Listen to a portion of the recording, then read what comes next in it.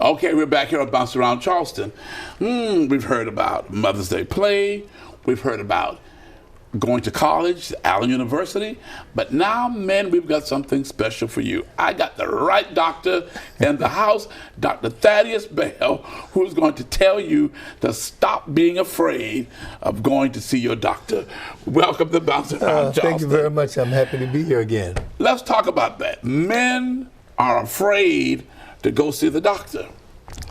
This is something that we have known about for a long time, and we've tried to figure it out, and we have not been able to figure it out.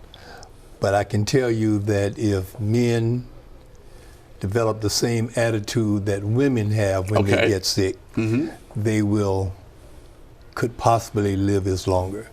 But we think it's a badge of honor to stay home and be sick and literally die at home because of something that could have been prevented. And you know there's a problem. And you know that there's a problem. And even if you don't know it's a problem, you know that you have risk factors that would suggest that you could be having a problem.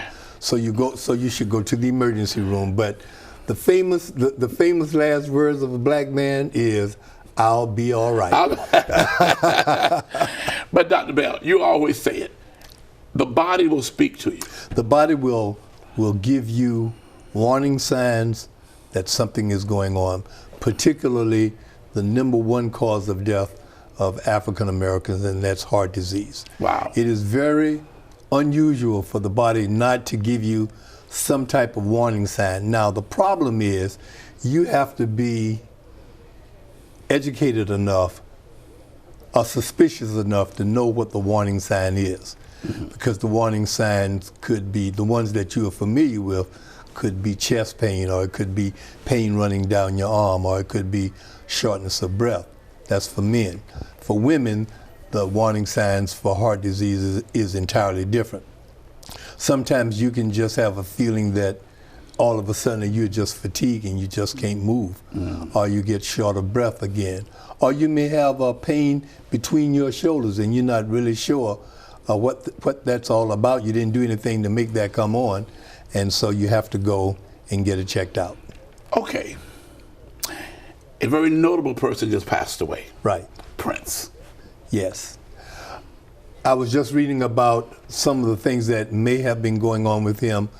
Just this morning, they suggested that he may have experienced some medical illnesses. Now, let's move the iconic figure image away. Prince is just another African-American male, 57 years old, who can get sick like the rest of us. So my question would be, #1, did he recognize that he had symptoms that needed to go get checked out? Did he have a doctor? Did he get checked up on a regular basis to make sure that he didn't have these risk factors? And people say, well, you know, he led a healthy lifestyle and he was a vegan, and all of those kinds of things are very, very important. But you know, you need to do, while you have a healthy lifestyle, that does not mean that you don't go to the doctor and get things checked out. So because healthy lifestyle people die also. Healthy lifestyle people die. People who run marathons die just like everybody else. Yes. And in fact, I'm reminded of the person who started the running revolution died of a heart attack. My. Yeah.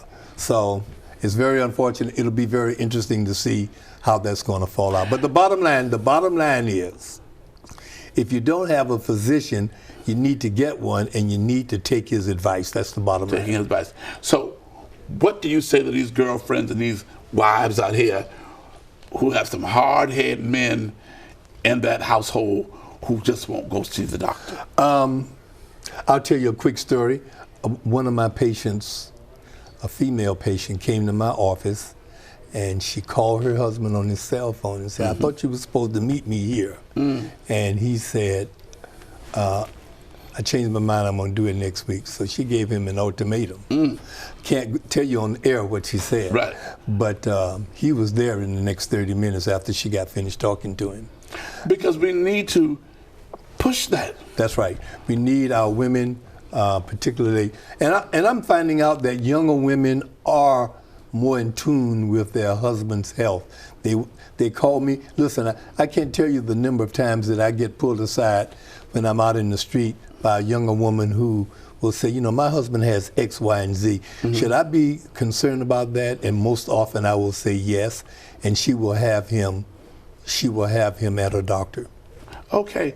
Well, protecting her investment. Protecting her investment. Yeah. Now, we know we brought you here today to talk about the men and their health and doing what they're going to do, but then we're going to bring you back. Oh, by all means. Because there's a wonderful event coming up on Labor Day. On Labor Day weekend, the Low Country Jazz Festival, the 8th one. Okay. And so we'll have to come back and talk about it. But the tickets are on sale now. The tickets have been on sale since December, and by all means, you can go to Ticketmasters and get the tickets. You can go to the website and see who we are going to have. We have an outstanding group of artists. I won't even begin to name some of them because I know I forget. Now, yeah, but it's lowcountryjazzfest.com and check it out. Okay, thank you for being on Bounce Around Charleston again. You bet. I appreciate it. This is my doctor, Dr. Bell. Okay, coming up, Mother's Day poem, Nisha Rogers. Stay right here. We'll be right back after the break.